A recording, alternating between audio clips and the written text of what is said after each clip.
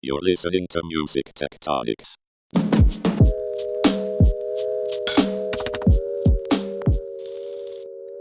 Welcome back to Music Tectonics, where we talk about what's happening beneath the surface in music, how innovation and technology are changing everything about the seismic shifts and everything that's merging and things that are unexpected. I'm Dimitri Vitsa, your host. I'm the CEO and founder of Rock, Paper, Scissors. We are a PR firm that specializes in music and technology. And I'm going to kibitz from the side, but I'm handing the reins over to you, Tristra. Hi, I'm Tristan Yeager, the strategist and writer at Rock, Paper, Scissors. And with us today, we have the CEO and chairman of Dubset, Stephen White. Hey, Stephen. Hello, hello. Hey, so Dubset, can you give us a one-sentence intro for lay people into what you guys do and what your basic model is? Sure. We're a platform that enables the clearance and legal distribution of any modified audio with a heavy focus on DJ mixes and unofficial remixes. Cool. And I know this has been a long and somewhat arduous project you put years into. And so I was curious, you've got to have a lot of passion to power through some of the difficulties in a licensing startup. So I was wondering, what was one of the first remixes or mixes that you heard back in the day that stuck with you and that kind of turned you on to how powerful this kind of music could be? Yeah, it's a good question. I mean, I don't know if you guys even know this, but I studied and got my degree in hip hop. I got my degree in Afro-American studies with a focus on hip hop and house music. And I did that because I really was taken by how different hip hop was than anything I had experienced before as a young, budding student, and was really just amazed by how the content type really engaged fans in a very different way as this kind of call and response and spoken word based art form. And so, I really got into very early the idea of the DJ and what the DJ did and their role in creating this environment of this call and response and really engaging the audience and how much they were involved in doing that. And it really is the foundation of everything we do here at Dubset, is this strong belief that the DJ is a huge part of hip hop culture, dance culture, electronic music culture, and has really been under recognized from our perspective because they haven't had the ability to distribute content. And so I'm not really answering your question of that one remix, that really stayed with me and sparks this all, because it really wasn't one. It was kind of all. And it was just this love for DJs and what DJs do and love for DJ culture. That's great. And that actually makes a lot of sense. And it's kind of ironic because sometimes in the industry, it's often referred to as derivative content, remixes, mixes, and DJ sets, and that really doesn't seem to do it justice. And so it's to be kind of a derogatory term. And so I was wondering if you could shine some light for us on how you feel mixes and remixes and the other kinds of content that Dubset licenses, how they express DJ creativity or a musician's ear, for that matter. I mean, DJs are some of the most creative musicians in the world. They often have broad understandings of music that span, decades and span musical styles, and their ability to, create a musical journey for you as a listener is really unlike anything that you can find anywhere else. It's something that cannot be duplicated by any machine, that can't be duplicated by any playlisting technologies or recommendation technologies. The great DJs create an experience unlike any other, and they do so by surprising you, by taking left turns when you think they should be going right, by going faster when you think they should be going slow, and they really, introduce you to content through that journey that you may have never experienced before. And even if you have experience it in a new way, being re-envisioned and rethought. And so I mean, again, the passion for what DJs do for me is so strong, but it really comes from the place of them as kind of the consummate musician and the consummate music curator, and putting together those two things in a way that I think is unlike anything else you'll find in music. That's awesome. One challenge that you guys face and that DJs face, though, is how to monetize what you do. And so I wanted to talk to you now a little bit about the business side, and specifically, there's kind of a thought out there that if you license derivative content, you're kind of just shifting the beans around. You're kind of changing who gets paid, and by services, and it doesn't necessarily increase the entire revenue for the industry, or the it doesn't make the pie any bigger. How do you agree with that, and what's your perspective? Absolutely not. We don't agree with that. I mean, what what we're really focused on is how do you bring fans of DJ content into the world of paid music consumption? Today DJs, because of these copyright issues and the complexity of trying to legitimately clear and distribute this content, these fans have been relegated to free ad supported content consumption sites. If you want to listen to this type of content, you spend 100% of your time on YouTube and SoundCloud, and not on the SoundCloud paid tier, on the SoundCloud free tier. And so, by its nature, that means we've created a pie that is tiny as it relates to DJ content and DJ culture. And what we're trying to do is we're trying to bring that content into the world of paid subscriptions. And in doing so, bring those consumers who want that content into the world of paid subscriptions.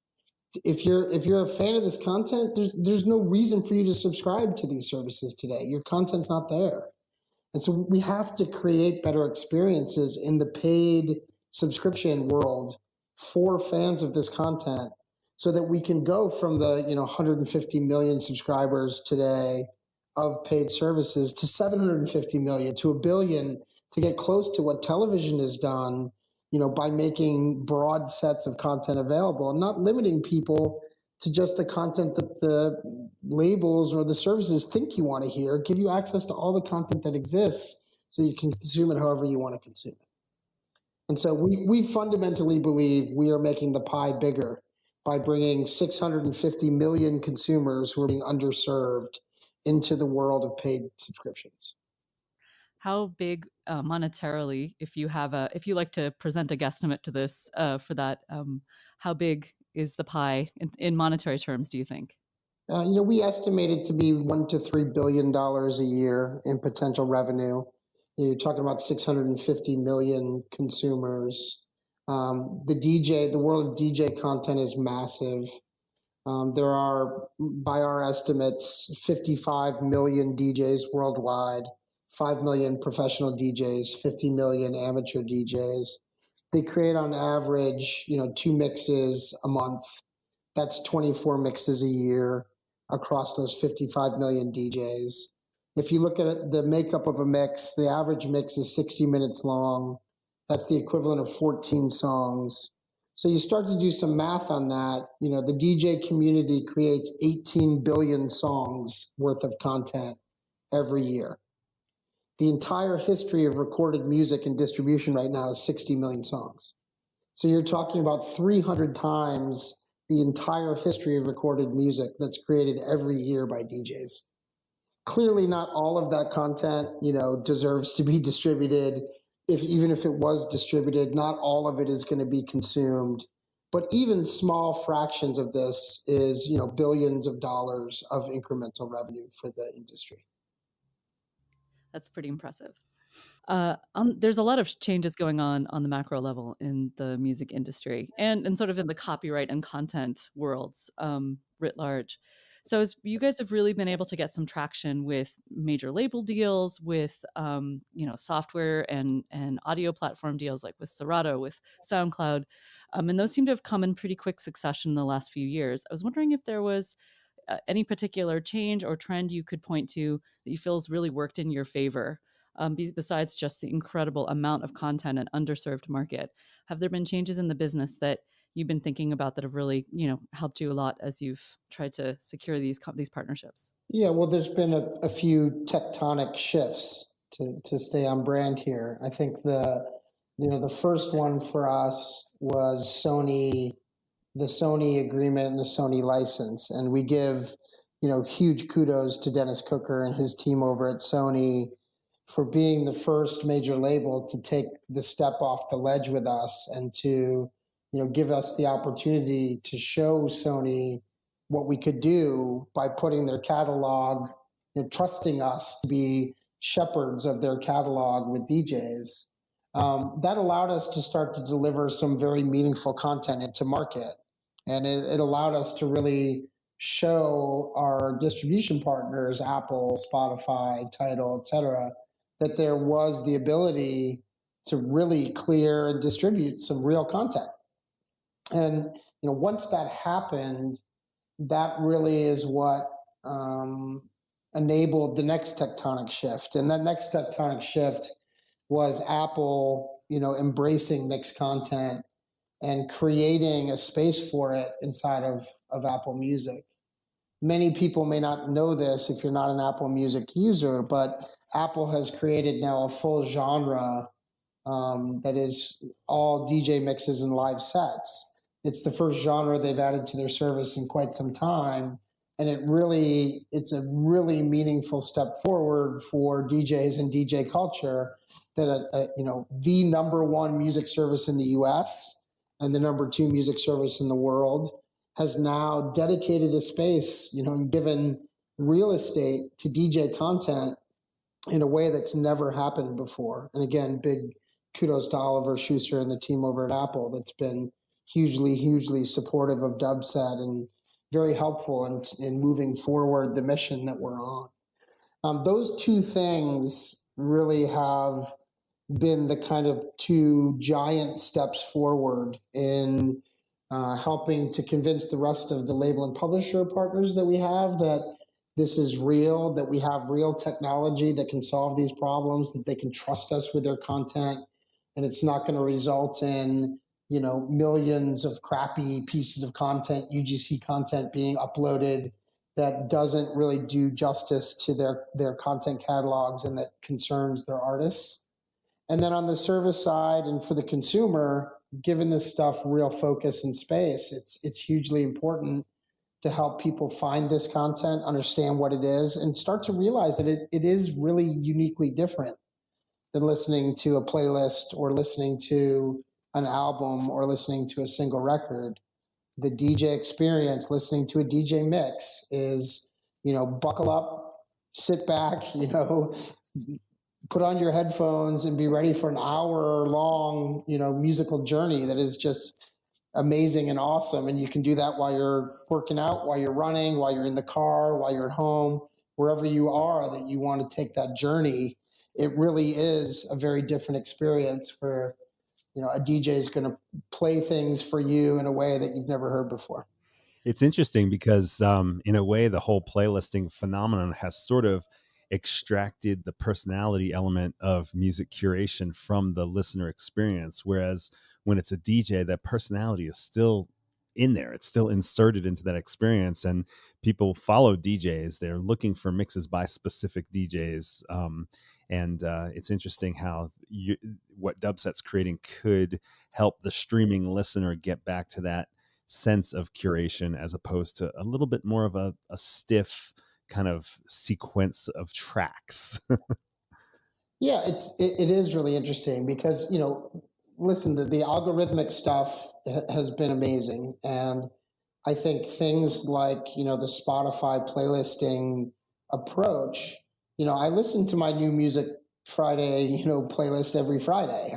I want that experience because it is meaningful to me to have someone, create a set of content algorithmically and tell me, hey, this is the set of stuff that you're probably going to like out of this world of 60 million tracks.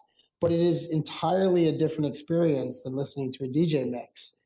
And I find DJs who I believe in their style and I understand what they're going to do. When I turn on a Jazzy Jeff mix, I know I'm going to hear sets of content that I already know, and I'm also going to hear some things reimagined and different, very different than when I turn on, a mix from a Latroit or, someone like that who's going to introduce me to a whole set of music I've never heard before, because I'm not, by background, a big house guy, right?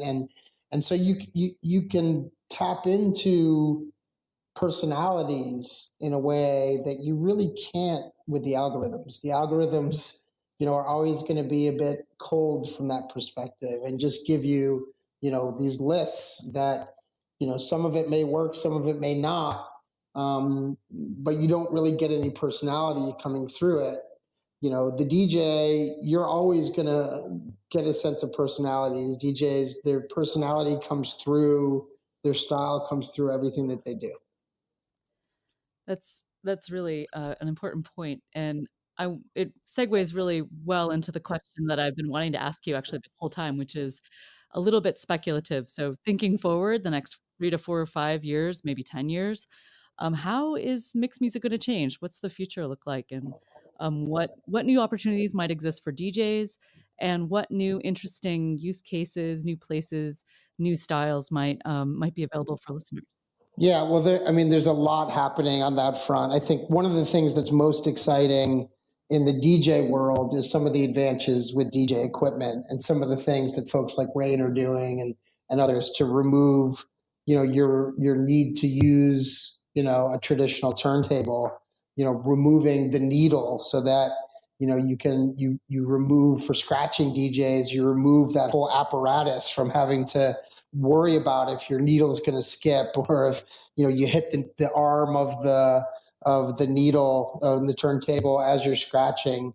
That kind of stuff is just advancing so rapidly and has been really amazing to see what DJs do with that stuff, especially some of the real turntablists.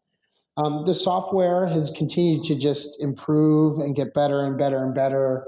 The folks at Serato and Tractor, they continue to just make huge advances in the software that DJs use. The really exciting thing there now is they're starting to plug in the music services so that you can directly DJ, from Spotify, from Apple Music, from SoundCloud. It allows you to have access to just a tremendous amount of music that, you're not going to have resident local on your hard drive.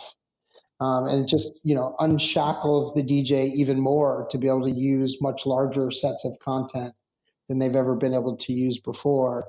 And then, obviously from our perspective, the ability to then record and distribute all of that stuff in really meaningful ways so that a broader set of people can start to see the real brilliance of what DJs do, we think is the other piece of the puzzle of just bringing ubiquitous access to this content and really giving DJs the ability to have a voice as artists that they haven't before because they've kind of had to hide in the shadows because a lot of that distribution until now was illegal and was wrought with risk for the DJ of, financial ruin. One copyright infringement is $150,000. With knowledge behind it and a knowledge qualifier, it's trebled. So it's times 3. You think about that across an hour-long DJ mix with 30 different songs in it. You're talking about millions of dollars of potential liability with one DJ mix. And so, it's a really interesting part of the culture. And there's a lot of analogies here to cannabis. Like the thing that you used to have to hide inside and do, in the dark, like now you're able to come out and do this out in the real world, without the worry of it being illegal anymore. It's a very, there's a lot of freedom that comes with that, but there's also a lot of learned behaviors that we have to kind of work through and retrain people to think differently about, how they act, because they don't have to hide in the dark anymore. It made me think when you were talking about using the streaming services to then make your own DJ sets. It reminded me of what's happened in a lot of production circles with YouTube and grabbing like a Chinese folk song, like a hit from an instrument, and putting it into your beats and things like that. So it could be a real I don't know, motivator for people to try to really explore outside of genre, which I know a lot of crate diggers have always loved doing. This could escalate that process. Absolutely. And Splice, I should have mentioned Splice. Splice is also some of the things that Splice is doing to make, samples and drum loops and instrumentation available, at scale in such a simple way, and making the DJ software, available where you don't have to pay thousands of dollars as an entry point. You can start using it on a monthly subscription model. Those things, they've just lowered the bar for anybody to try this stuff. There's no reason for you, if you've ever wanted to be a DJ, now is the time to try. And I know we've gone through some cycles where everybody's a DJ and everybody's trying to be, but listen, creating music is a beautiful thing, and it feeds your soul. And if you have any inclination to do it, it's easier now than it's ever been in the history of time. And there's really no reason for anybody not to try, not to experiment, and not to receive the joy of feeding your soul through creation. And that's why content creation has exploded the way it has over the last couple of years. It'll be interesting to see, as well as those barriers to entry for DJing continue to increase access, what other genres there might be DJs for, because that's the other thing, is you've seen kind of like a transfer of the DJ culture curation approach from genre to genre, but there's lots of genres where you haven't seen it necessarily, or you haven't seen it take on its own sort of artistic and aesthetic kind of vantage point. So you thinking country music? I was thinking classical music. That I was, too. or also cross genre too, in a way that's, I think sometimes, like on the one hand, you say, well, it's no longer something that you hide from public eye like cannabis. Sometimes you think, oh, well, that means that it might not be as gritty. But then on the other hand, you get another new level of experimentation where now somebody else has access to it. And so there some really other cool, weird stuff could happen that create unexpected art forms. I mean, to extend the cannabis metaphor a little bit, you've got, if you think about the way it's marketed in places where it's legal, you got some of more like mom and pop feeling places that are a little gritty. And then you have the fancy like iPhone store, Apple store type venues, and you've got edibles of all different kinds. Anyway, so I think that I'm not to say that, mixes are all going to get all white and shiny, or only come in one flavor, but yeah, I mean, listen, we've got content across all genres. We've got country mixes. We've got, a tremendous amount of Latin content and Latin mixes. We do have classical mixes. You've got a lot of stuff happening in rock and roll and heavy metal mixes. I mean, I think the reality is mixing content at its core, works across any musical genre. And what's really interesting is when you start to see some of the cross-genre stuff, where you start to see, classical bleed into rock, bleed into some of the open format stuff that people are doing, where they're really the traditional lanes are being obscured away. That's where it gets really exciting and really cool. And you start to see some real experimentation where, people are just trying things and trying things without having to worry about it, because, it's not like you can only have 10 things up in your SoundCloud account. You can put out whatever you want to put out, and, not worry about, is it legal or not? And so you can sample from, vast libraries. We've got 55 million songs under license. You've got lots to play with. Thank you, Stephen. This has been a really fun chat, and you've made me want to go out and actually listen to some heavy metal and country mixes. I'll send you guys some links. There's some really good ones. Yeah. So we'll be heading out to Music Biz in Nashville coming up here later in the week. You're going to be there, Stephen? Yes, I will be there. Our Chief Strategy Officer, Bob Barbieri, is speaking on a panel there. We'll have our licensing teams there, our product teams there. It's a great show. We're very excited to be part of it and look forward to seeing everyone in Nashville. And then Meetham's coming up. You've got someone there as well, right? Yeah, IMS before that, which is a big dance music show in Ibiza. We'll have teams there, and then we'll also have teams at Meetam in Cannes. You go to a lot of conferences. You like conferences? You get good business done there? I mean, listen, it's great. In the music industry, conferences are a great place to very quickly and easily see a bunch of your customers and partners. They're always great events, and they're usually surrounded by some good music. So that's also a great part of it all. Well, that's good because we went out on a limb and we're starting a conference, Music Tectonics. You know about it, Stephen. It's October 28th and 29th in Los Angeles, and excited you're going to be there. Very excited to be part of it. Glad to have you part of it as well. So if you're interested in learning more about Music Tectonics, the blog, the podcast, or the conference, just go to musictectonics.com. You can find Stephen White all over the place on the internet and Dubset as well. Is there any shout outs to any places you want to have people look for you? You got a favorite social media platform or anything, Stephen? Is it LinkedIn? I'm on all of them, but you can find me swait415 on Twitter. You can find me on Facebook, and then Dubset and Mixbank at Mixbank at Dubset. Both Twitter and Facebook. Awesome. Stephen, thank you so much. Trisha, thanks for taking the reins. No problem. Thank you, Stephen, for bearing with us. See you in Nashville. See you in Nashville. Thanks, everyone. Bye.